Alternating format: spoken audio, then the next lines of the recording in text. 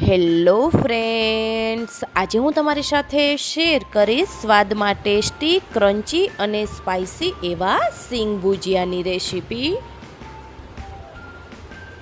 તો સિંગ ભુજિયા બનાવવા માટે મેં અહીં એક બાઉલ મગફળીના દાણા લીધેલા છે. આ દાણાને આપણે પાણીથી પલાળી દેવાના છે અને તેમાં રહેલું પાણી છે એ આપણે બહાર કાઢી લેવાનું છે. વધારે સમય માટે આપણે દાણાને પલાળેલા રાખવાના નથી.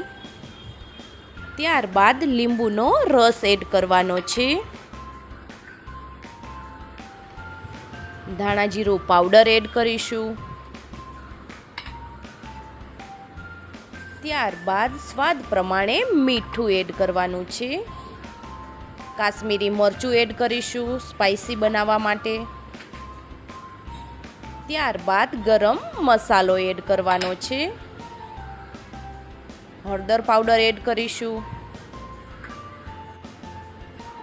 ત્યારબાદ ચણાનો લોટ એડ કરી દેવાનો છે. હવે બધા મસાલા અને ચણાના લોટને બી સાથે મિક્સ કરી લેવાનું છે.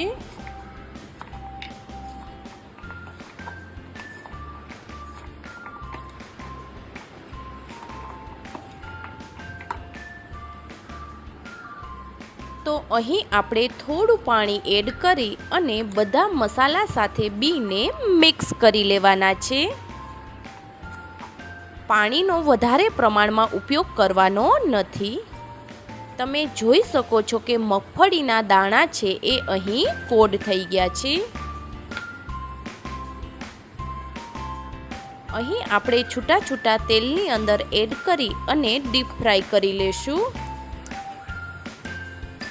ગેસની ફ્લેમ છે એ સ્લો રાખવાની છે, જેથી આપણા સિંગ ભુજિયા છે એ બ્રાઉન ન થઈ જાય.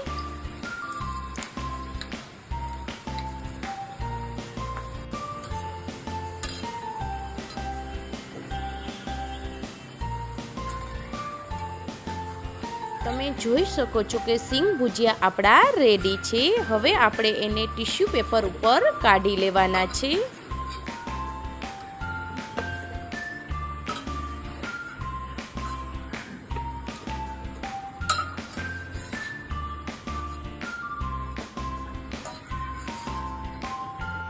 તો અહીં આપણે કાશ્મીરી મરચું છે એ સ્પ્રિંકલ કરી દઈશું, જેથી આપણા સિંગ ભુજિયા છે એ એકદમ ટેસ્ટી અને સ્પાઇસી લાગે છે. જો તમને મારી આ નવી રેસીપી પસંદ આવી હોય તો લાઈક કરો, શેર કરો એન્ડ સબસ્ક્રાઈબ કરવાનું ભૂલતા નહીં.